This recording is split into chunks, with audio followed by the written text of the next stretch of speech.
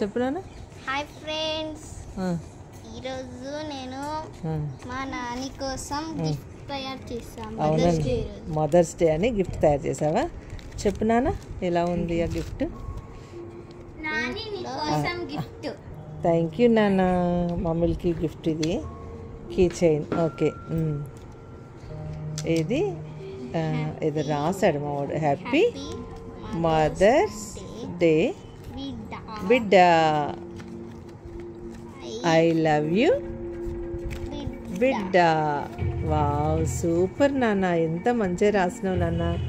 Love you so much నాన్న, love you. చూసారా మా వాడు ఎంత మంచిగా రాసిండు. అసలు వాళ్ళకి ఇలా ఇవ్వాలన్న ఆలోచనే అదే నాకు గ్రేట్. అసలు నిజంగా చాలా సూపర్, బాగుంది. థ్యాంక్ యూ నాన్న.